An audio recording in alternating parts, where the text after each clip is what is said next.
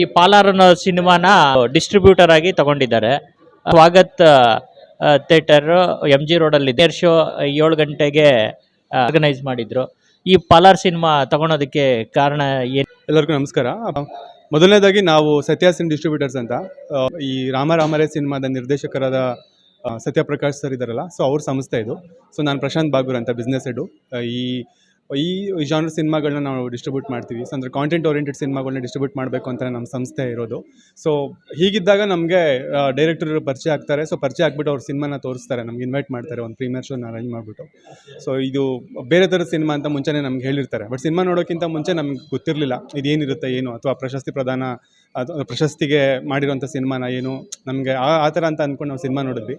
But cinema ನೋಡ್ತಾ ನನಗೆ ಗೊತ್ತಾಗಿದ್ದೇನಪ್ಪ ಅಂತಂದರೆ, ಇದರಲ್ಲಿ ಸತ್ಯನ ಹೇಳಿದ್ದಾರೆ. ಒಂದು ನಾವು ನೋಡದೇ ಇರೋ ಅಥವಾ ಕಾಣದೇ ಇರೋ, ಬರೀ ಕೇಳಿರ್ತೀವಿ ನಾವು ಒಂದಷ್ಟು ನ್ಯೂಸ್ಗಳನ್ನ. ಸೊ ಅದನ್ನು ತುಂಬ ಯಥಾವತ್ತಾಗಿ ಸ್ಕ್ರೀನಿಗೆ ಅಳವಡಿಸಿದ್ದಾರೆ, ಸ್ಕ್ರೀನ್ ಪ್ಲೇಲಿ ಅಳವಡಿಸ್ಕೊಂಡು ಅದನ್ನು ತುಂಬ ಎಫೆಕ್ಟಿವ್ ಆಗಿ ಶೂಟ್ ಮಾಡಿ ಸಿನಿಮಾ ಮಾಡಿದ್ದಾರೆ. ಸೊ ಆ ಸತ್ಯಕ್ಕೆ ಧ್ವನಿ ಆಗಬೇಕು ಅಂತ ನಾವು ಈ ಸಿನಿಮಾನ ಡಿಸ್ಟ್ರಿಬ್ಯೂಟ್ ಮಾಡಿದ್ವಿ. ಸೊ ನಮ್ಮ ಸತ್ಯ ಸರ್ ಮತ್ತು ಮಂಜುನಾಥ್ ಸರ್ ಅಂತ, ಸೊ ಅವ್ರ ಪಾರ್ಟ್ನರ್ಸು ನಮ್ಮ ಕಂಪ್ನಿಗೆ. ಸೊ ಅವ್ರಿಗೆ ನಾನು ಇದನ್ನು ಹೇಳಿದಾಗ ಸೊ ಅವ್ರು ತುಂಬ ಒಮ್ಮತದಿಂದ ಒಪ್ಕೊಂಡು ಈ ಸಿನಿಮಾನ ಡಿಸ್ಟ್ರಿಬ್ಯೂಟ್ ಮಾಡೋದಕ್ಕೆ ಮುಂದಾಗಿತ್ತು. ಈ ಒಂದು ಪಾಲಾರ್ ಸಿನಿಮಾ ಯಶಸ್ವಿಯಾಗಲಿ ಅಂದ್ಬಿಟ್ಟು ನಾವೆಲ್ಲ ಹಾರೈಸೋಣ.